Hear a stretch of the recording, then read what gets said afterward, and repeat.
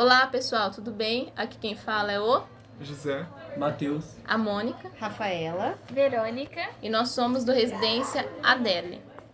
E está começando agora o Se Liga Nesse Pod História.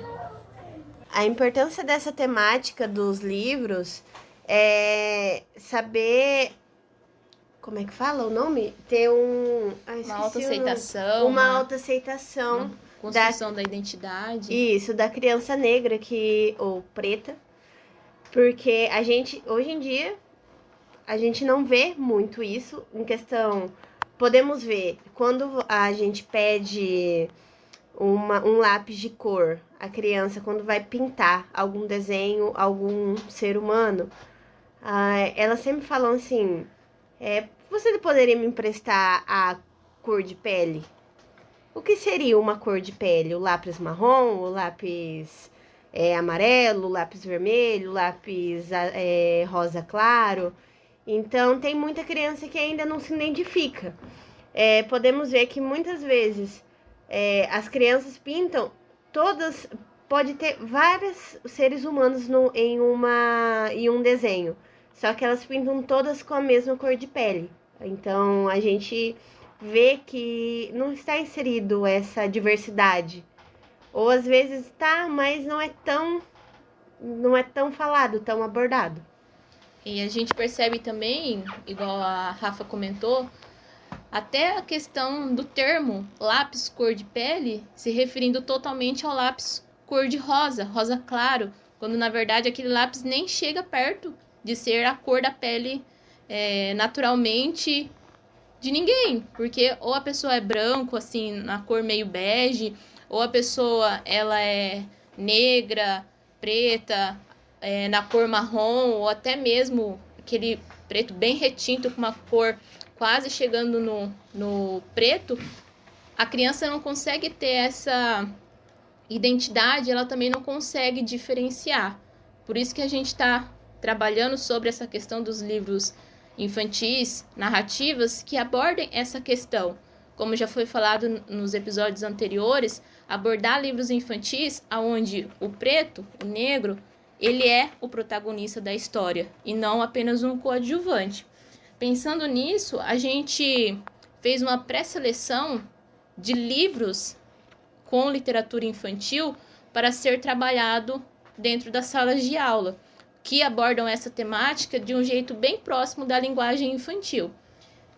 Pensando nisso, nós vamos falar o nome, né, dos livros e um pequeno resumo do que trata cada história.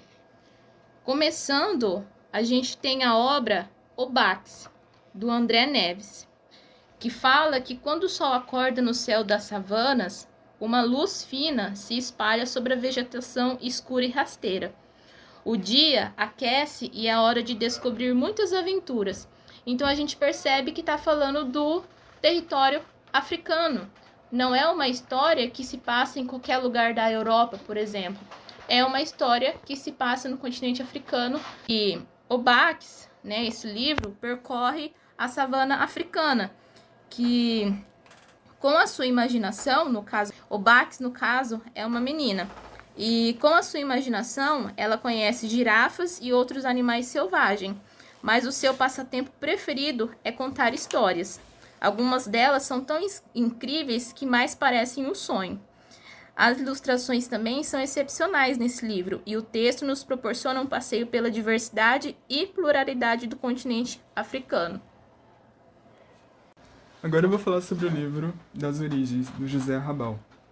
Como já foi falado antes, sobre o colorir da pele, até a importância de a gente ter personagens que normalmente não estão no protagonismo das histórias.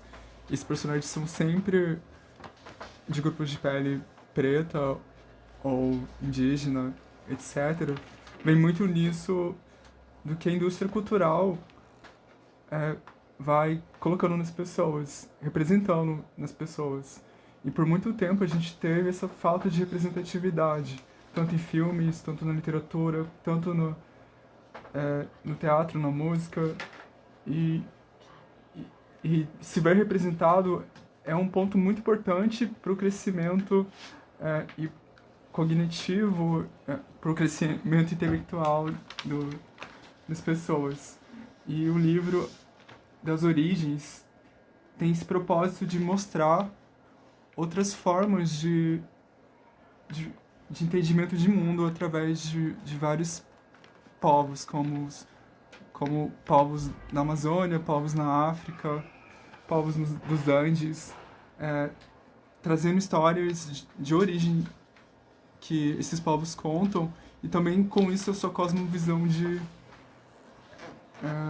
entendimento da realidade, demonstrando que não existe uma hegemonia, uma humanidade só, mas sim vários conjuntos de povos e pensamentos que fazem, que se diferenciam, são plurais e trazem uma perspectiva mais ampla do que é o humano.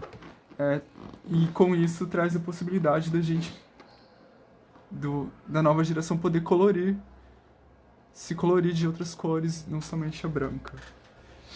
Um outro livro, assim, que daria para estar trabalhando essas concepções é o livro Todas as Cores do Negro, de Arlene Holanda. Esse livro ele vai estar falando sobre uma prosa poética e o universo da cultura e herança dos povos africanos no Brasil. A obra passeia pelo processo histórico da escravidão, com foco na resistência e se demora no período da pós-abolição. Esse livro também ele expõe as condições de abandono a que foram submetidos, né, os negros, as estratégias de sobrevivência e o preconceito, a segregação social. Esse livro estaria dando para trabalhar com o público, né, do infanto-juvenil, né, da faixa etária de 8 a 12 anos, ou alunos do 3º ao 6º ano do ensino fundamental 1. Outro livro que acredito ser importante abordar é o livro Minha Mãe é Negra Sim, da autora Patrícia Santana, que conta a história do menino Eno, que se vê às voltas do racismo na escola, na qual ele sofre com um dilema durante uma atividade escolar. Nessa atividade, o aluno precisava colorir um desenho de sua mãe e percebe o preconceito no momento em que a professora pede a ele que pinte, que ele faça o desenho com um lápis de outra cor, com uma cor amarela, porque de acordo com a professora seria uma cor mais bonita. O menino, que tem todo o amor do mundo pela sua mãe, ele se vê em uma situação de racismo e ele tenta entender o que é aquilo. Ele busca até mesmo no dicionário o que é o preconceito e não se vê satisfeito com o que ele leu. Até então que ele consegue ter o acalento de seu avô e uma conversa com ele que muda tudo. É um livro extremamente importante que mostra o racismo estrutural. Mais uma sugestão de livro Bruna e a Galinha de Angola, da autora Gersilga de Almeida. É uma obra voltada ao público infantil que retrata o universo mítico africano representado pela galinha de Angola e sua relação com a criação do universo. Fala sobre o Batalá, que pegou o Efum e começou a pintar a galinha da Angola, que ficou muito bonita. Além disso, o Batalá disse que o maior símbolo para os iniciados era o Sul, e o modelou na superfície da cabeça da galinha da Angola, dizendo que, a partir daquele momento, ela seria o animal mais sagrado do culto aos orixás. Pois somente ela trazia um grande Ossu em sua cabeça. Esse livro se passa em uma aldeia africana, conta sobre a lenda da galinha da Angola, que para eles é muito importante, é como se fosse... Não poderia dizer que fosse um deus, mas é algo muito sagrado lá. Então, isso pode trazer para as crianças outros tipos de cultura, não apenas a cultura eurocêntrica, isso mesmo. Então, é muito importante abordar esses outros tipos de culturas, religiões, símbolos. Então, no próximo episódio, a gente vai estar falando de 2 livros.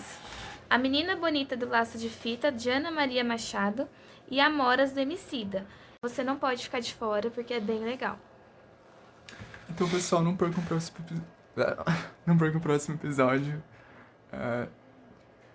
o que a gente está tentando trazer para vocês são novos olhares de realidade e pode trazer muito crescimento para os seus pensares e saberes aí. Então é isso. Até Tchau. o próximo. Tchau, Beijo, tchau. Anitta. Beijinhos.